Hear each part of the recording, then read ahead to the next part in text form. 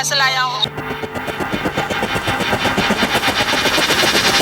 एक सिलेंडर सिर्फ गैस नहीं होता, ये एक घर की रोटी होती है। एक हफ्ते से दौड़ना है, गैस नहीं मिल रही है। एक हफ्ते क्या खिलाएंगे बच्चों को, क्या आदमी कमाएंगे, ड्यूटी करेंगे, गैस भरवाएंगे। 7,000 का सिलेंडर है। एक माँ की जिम्मेदारी होती है, एक बच्चे की भूख का जवाब होता है। लेकिन क्या हो जब ये सिलेंडर घर की जरूरत से ज्यादा एक बोझ बन जाए। कान का बेच दिया आपने कि गैस आ सोनार की दुकान में धर के आई हूँ बन की 5,000 में। लॉकडाउन हमने कोरोना के वक्त देखा था, लेकिन आज एक नया डर खड़ा हो रहा है, गैस लॉकडाउन। एक ऐसा हाल जहां लोग घरों में बंद नहीं बल्कि शहर छोड़ने पर मजबूर हो रहे हैं, जहां सुबह 4 बजे से लाइन लगती है और शाम तक भी सिलेंडर नहीं मिलता, जहां रसोई बुझ जाती है और जिंदगी रुक जाती है। तो सवाल सीधा है, क्या एलपीजी सिर्फ महंगी हुई है या कहीं ना कहीं पूरी व्यवस्था हिल चुकी है? नमस्कार, आज हम बात कर रहे हैं एक ऐसे संकट की जो हर घर की रसोई से जुड़ा है लेकिन अक्सर हेडलाइंस में जगह नहीं बना पाता। LPG gas crisis.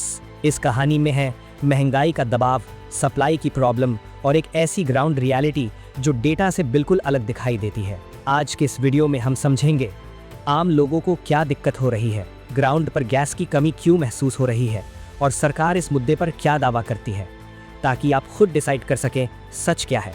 सोचिए, एक छोटा सा कमरा, सूरत, मुंबई या दिल्ली के किसी कोने में एक मजदूर परिवार रहता है। सुबह के 7 बजे हैं, बच्चे इंतजार कर रहे हैं नाश्ता का। माँ सिलेंडर को हिलाकर देखती है, गैस खत्म।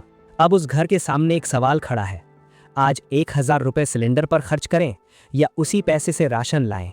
घर का कमाने वाला आदमी एजेंसी तक जाता है, जवाब मिलता है स्टॉक अभी अवेलेबल नहीं है, कल आइए। कल, फिर एक और कल, और धीरे धीरे ये कल एक संकट में बदल जाता है।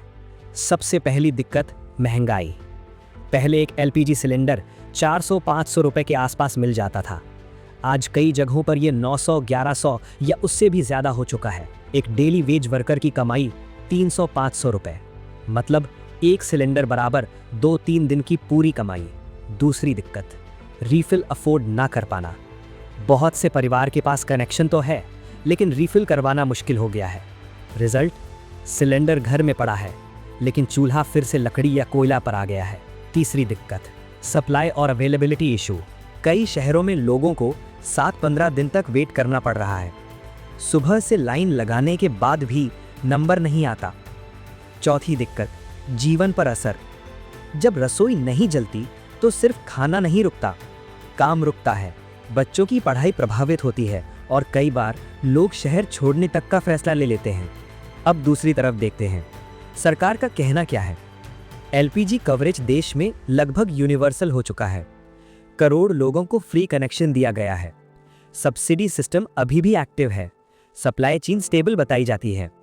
उज्ज्वला योजना के तहत गरीब परिवारों को एलपीजी कनेक्शन दिया गया, इससे एक बड़ा सोशल चेंज बताया गया, स्मोक फ्री किचन और महिलाओं के हेल्थ में सुधार।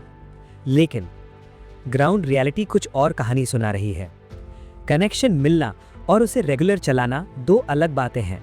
डेटा में दिखता है कनेक्शन बढ़ गए, लेकिन ग्राउंड पर दिखता है रीफिल कम हो गए। दूसरी तरफ सप्लाई डिलेज और लोकल लेवल पर शॉर्टेज की कंप्लेंट्स भी सामने आती रहती हैं। तो एक तरफ है पॉलिसी और डेटा, दूसरी तरफ है रोज की जिंदगी की स्ट्रगल। गैस लॉकडाउन ये कोई ऑफिशियल शब्द नहीं है, लेकिन जब गैस महंगी हो जाए, सप्लाई डिले हो और लोग उसे अफोर्ड ना कर पाएं, तो सिचुएशन कुछ ऐसी बन जाती है जहां लोग मजबूरी में शहर छोड़कर गांव की तरफ लौटने लगते हैं, क्योंकि गांव में कम से कम जीने का बेसिक तरीका अभी भी बचा हुआ है। तो सवाल सीधा है, क्या बेसिक जरूरत धीरे धीरे लग्जरी बन रही है? क्या पॉलिसी का फायदा ग्राउंड तक पूरी तरह पहुंच रहा है? और सबसे बड़ा सवाल, जो डेटा में दिख रहा है, क्या वही सच है?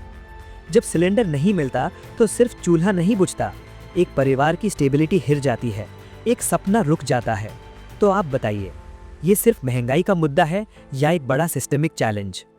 आप अपनी राय कमेंट में जरूर लिखें, क्योंकि जब आवाज उठती है तभी सिस्टम सुनता है।